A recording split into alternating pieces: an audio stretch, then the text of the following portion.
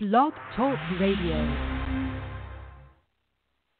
Welcome, world. Welcome once again to Tuesday Talk with Key West Lou.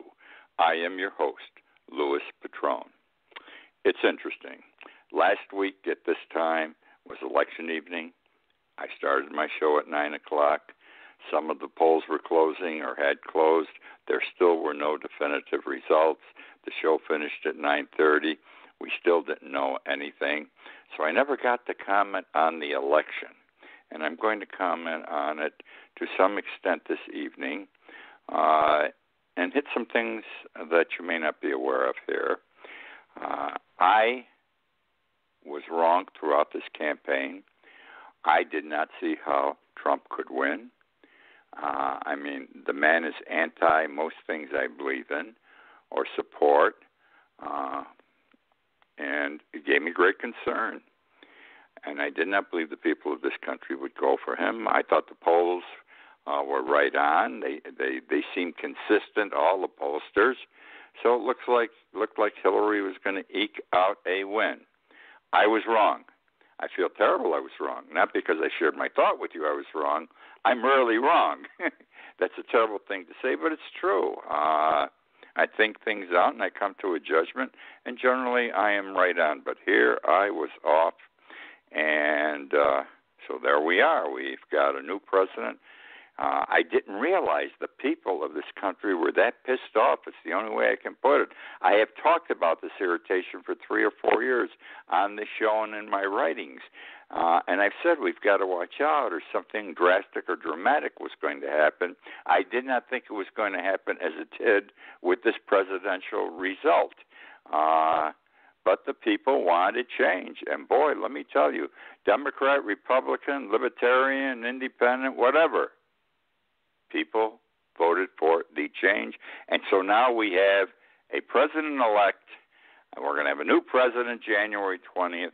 And here are my post-election thoughts. Trump, he's our president. He's my president. He's your president. He deserves our support. All the negative things I said about him, which I meant and I still believe to be true, I shall put on the shelf or in a drawer until he does something which warrants my taking these matters back out and discussing them with you. Can he succeed? I don't know. I fear he can't. But I'm willing to give him the benefit of the doubt. This is the way it is in this country. We have elections. The people vote. Majority vote wins. He had it. He's the man. And again, he's entitled to our support. I think we're going to know rather rapidly how he's going to be as a president, how he's going to do. Could be as little as 3 months, all right?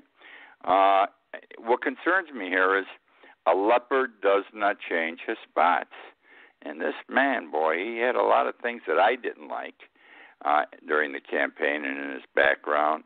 And I can't believe they're not going to come out and cause my judgment to say, okay, he's our president, but I don't like him, I don't support him. Right now he has me 100%.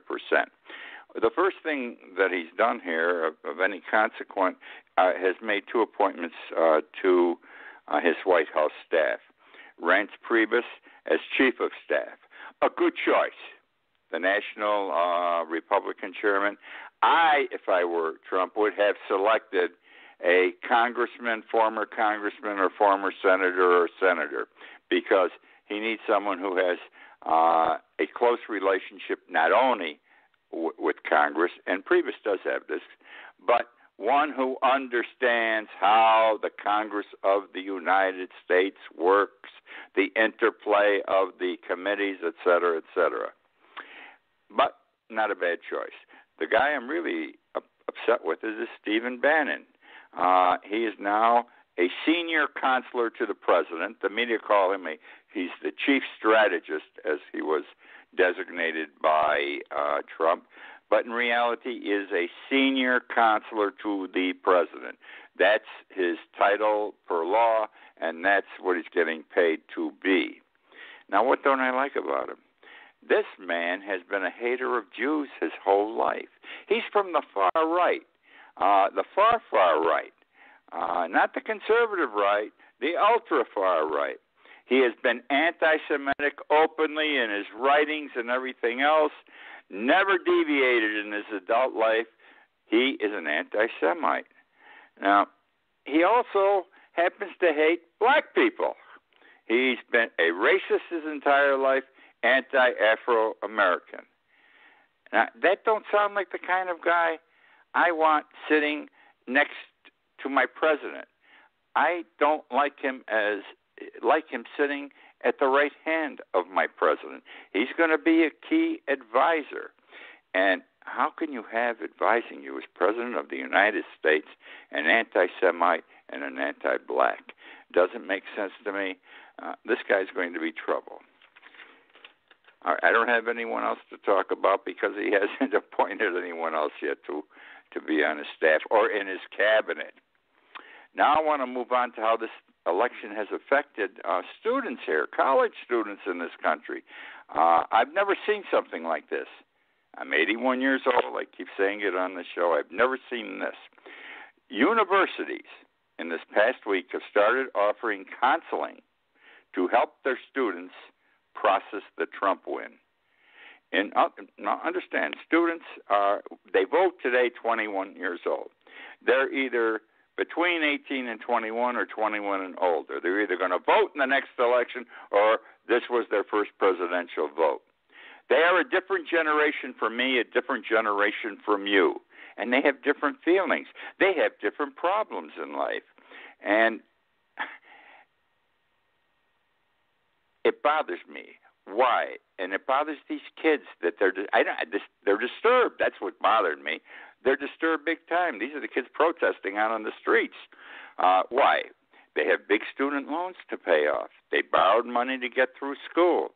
Couldn't borrow money when I went to school. You worked your way through. But now you borrow money.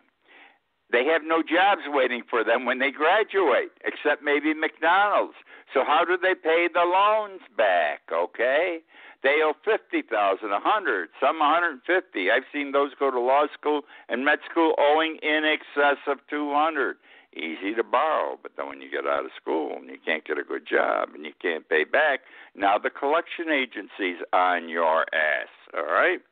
And this is the experiences these kids are facing, right? And they're never going to be in the middle class because there ain't no middle class anymore. This is a disaster, and they see it. It's right in their face. Many of them were Hillary supporters, and before Hillary, they were obviously Bernie Sanders supporters. They have fear, anxiety, concern, questions, confusion. So, colleges and universities throughout the United States are providing two things to these kids. This is how upset they are. They're providing them places to grieve on campus, rooms with other students to talk about it, psychologists to guide the conversations. And they're also providing professional counseling services where you go one-on-one, okay? Schools like Virginia Tech, the University of Massachusetts, Georgetown. And this is what's happening with our young people. And a lot of them are making up those marches and demonstrations, this running in the thousands all over the United States. Last weekend, 25,000 one day alone in New York City. What has Trump done so far that's good? Just one. He's done several good things so far in a week. Either he or Putin, they telephoned each other. Putin and Trump, we know, have had a telephone conversation. We don't know who called who. I would assume Trump initiated the telephone call. I think that's good. I think that's absolutely good. Communicate that way. This is Trump's way. Pick up the phone, do it, fine. It's reported that they agreed, the two men, to assess the current bad relationship between the United States and Russia. Got to work. If you can talk to somebody, you're going to get rid of the problem. And I have a feeling, and hopefully we're going to have better terms with Russia. They discussed Syria, an important situation to our country and theirs. They promised to keep in touch by telephone. They agreed to do so. And they agreed to meet in person in the near future. Good start. You got to give Trump an A+ for that. Now, the Democrats are unhappy, and they're plotting a war. The only way to describe it, a war with Trump. And it's the money people in the Democratic Party who are organizing it. George Soros, one of the richest men in the world, who threw $25 million into Hillary's campaign, and other big-time mega donors, okay? They call themselves the Democratic Alliance Donor Club. Democratic Alliance Donor Club. They concluded today a 3-day closed-door meeting in Washington. There also were people like Nancy Pelosi, Senator Elizabeth Warren, and Congressman Keith Ellison, who is touted to be the next Democratic National Chairman, the party chairman. The purpose of the meeting, and follow me on this, was to come up with methods to oppose Trump's plans for the first 100 days in office. Example, where he will attempt to reverse many of Obama's successful legislative passages. Programs, you may not agree with me, some programs are successful, like Obamacare, because he has promised Trump, first 100 days, he was going to get rid of this and that Obama had gotten made into law. And they want to stop that, because there are things good that Obama did. If there weren't, he wouldn't be as popular as he is even today, even though the Democratic Party and Hillary Clinton lost. Now, there is a difference between what the Democrats want to do today, I want to make this clear, and what the Republicans did when Obama took office. When Obama took office 8 years ago, they openly acknowledged publicly they would support nothing, they would be in total opposition, they would frustrate anything he wanted to do. And what did they do? That's what they did. You know it and I know it. Nothing I'm making up here. The Republicans have been a total block, a total obstacle to whatever Obama wanted to do. I don't know whether it was because he was black or because he was a Democrat, but they really came up and put the wall up, okay? Well, here, this situation is different.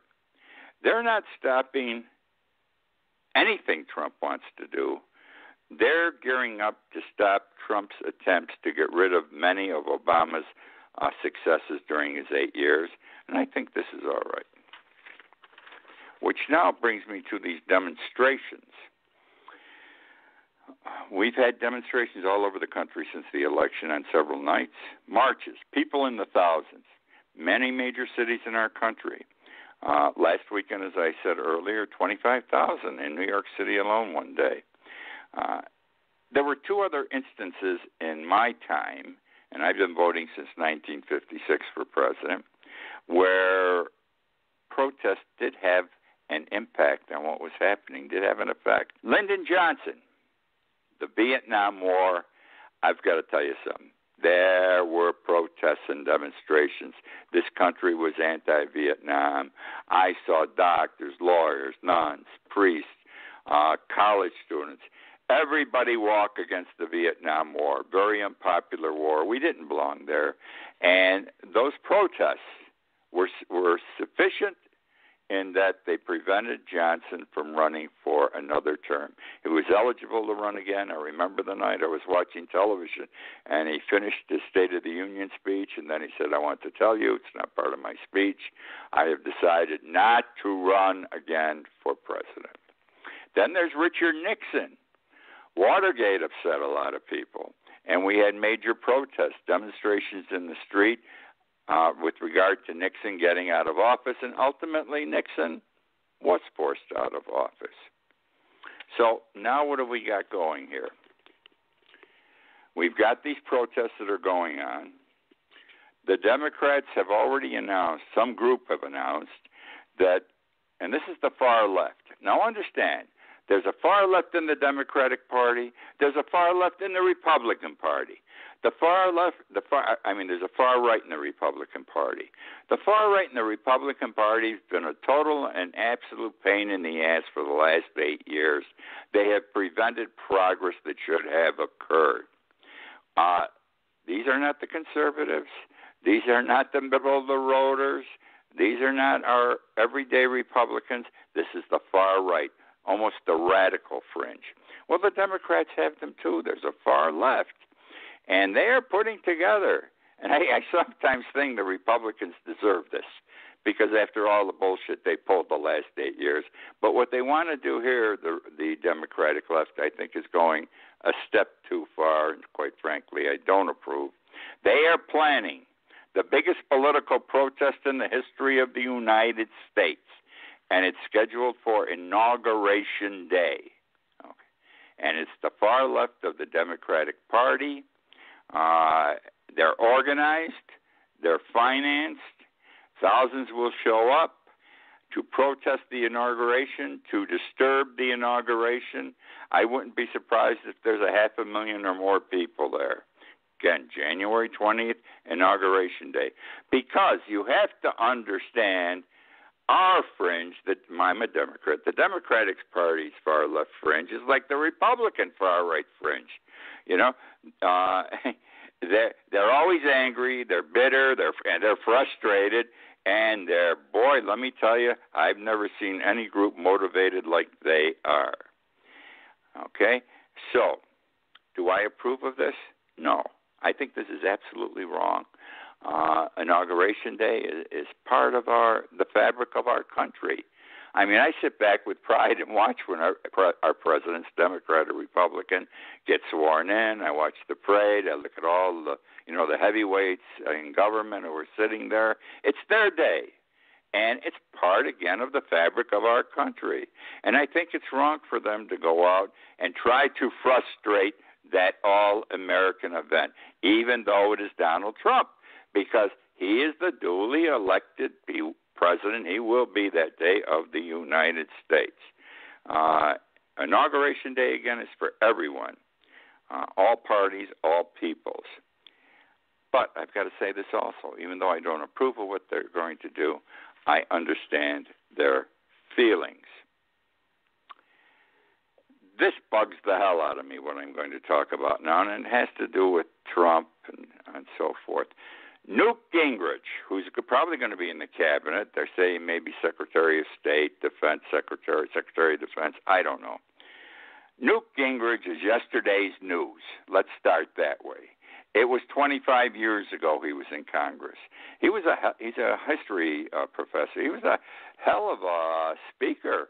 I mean, he came out with this contract for America, and for the first time in 40 years, the House of Representatives went Republican. The man was dynamic, highly successful in what he wanted to do, to turn the House into a Republican House rather than a Democratic dynasty. Well, he announced this week that he believes there should be, and he's strong on this, a House Committee on Un-American Activities. Listen to me, a Committee on Un-American Activities. The last time we had one was in the 1950s and early 1960s with a fellow by the name of Senator Joseph McCarthy, all right, who screwed the hell out of good citizens in this country. He was labeling everyone a communist, okay? And if you didn't want to be labeled a communist, you had to come to a public hearing before his congressional committee, on television, on the radio, and say, I am not a communist, but I know who is. My neighbor down the street, Tom Jones.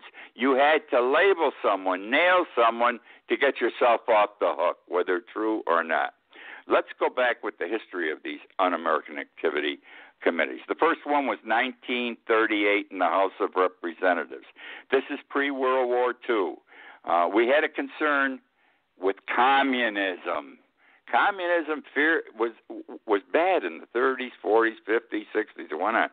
People were afraid that communism was going to take over the world. It was a theoretical approach to government, and people, do-gooders were all for it. In every country, even our country, there was a group that were for it. And this committee was formed, okay, to investigate communist ties between Americans and the Communist Party. It was also put up or established to look into any fascism, Nazi problems amongst our citizens. We were not in World War II yet.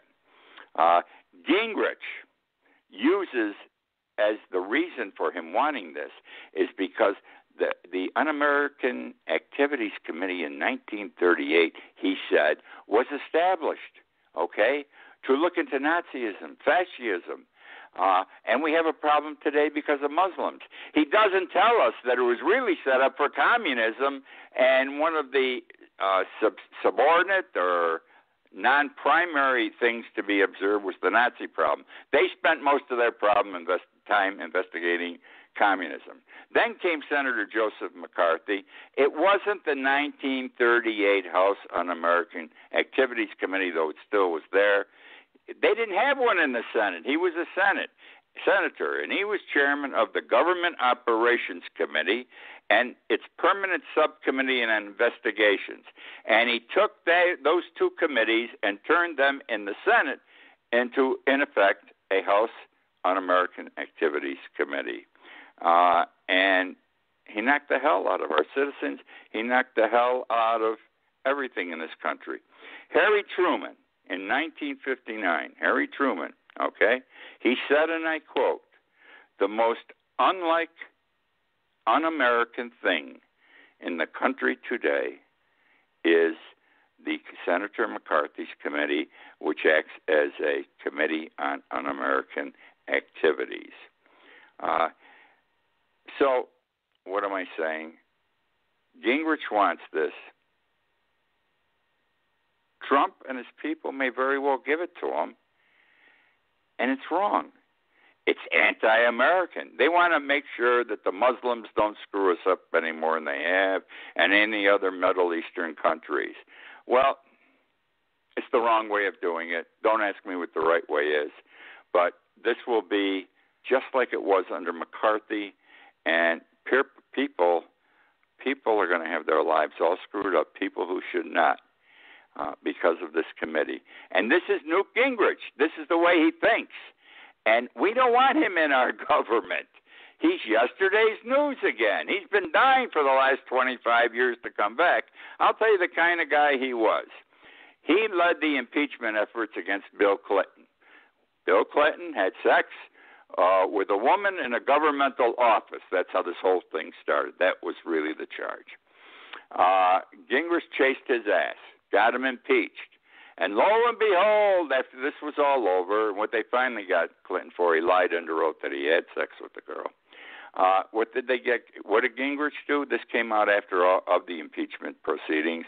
Gingrich, who was Speaker of the House at the time, was having a sexual relationship in his offices with a federal employee. So he was doing the same thing, you know. He was doing the same thing. He was guilty of the same wrong, if it can be described as a wrong.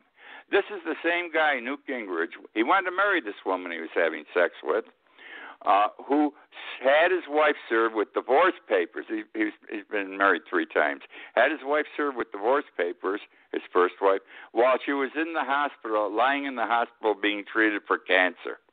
Can you believe it? He's being considered for a big post in the cabinet, and he's also wants this House Un-American Activities Committee again. Bad move, my friends. Going to get out of politics now. We're going to talk about robots. Last week, if you recall, I spoke about robots are taking over driverless vehicles. Within 2 years, tractor-trailers will all be driverless.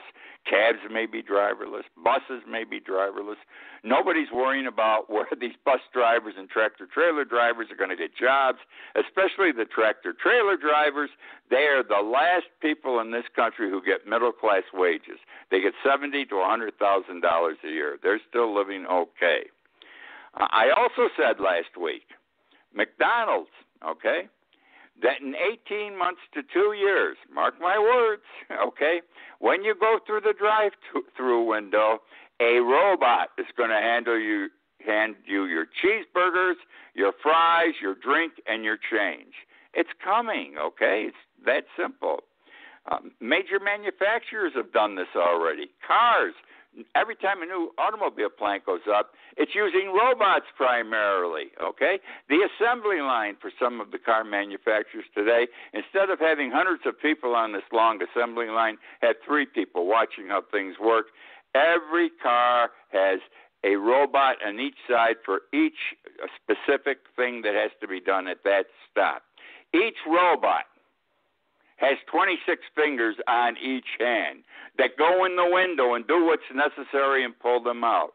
And why are they used? They're used because they're cheaper than having to pay employee salaries and benefits. And they get no, shit back from the robot as they do from the employee. Now, and no one, we're going to robots for a lot of things. No one talks about, and they should have talked about it in this election, what are we going to do with the people who have been displaced who don't have jobs? We're not getting them ready for a new job, retraining them, or even figuring out what they're going to do. We're just going to run into this debacle, this problem. We have thousands, maybe hundreds of thousands, maybe millions out of work, and per usual, we will do nothing, and there'll just be more people unemployed. A UN study came out this week, and it said that in the United States, many low-paying jobs are going to be eliminated, more. And it's even going to be worse in the developing nations than it's going to be here. 2/3 of all jobs will be eliminated in the developing nations. All right. This is the future in manufacturing, robot labor. China is already into it big time. It leads the whole world, okay? They did it cheaper, a cheaper product can be put out, and they got rid of rabble-rousing, as they put it, workers. We're coming down to a situation where this country is going to continue to be 99% 1%, okay? The 1% are going to be the capitalists, those at the top of all these companies. They're going to continue to get rich. They're going to get richer because of robots. The 99%, it can't get bigger than 100%, this whole thing. They're not going to go anywhere, okay?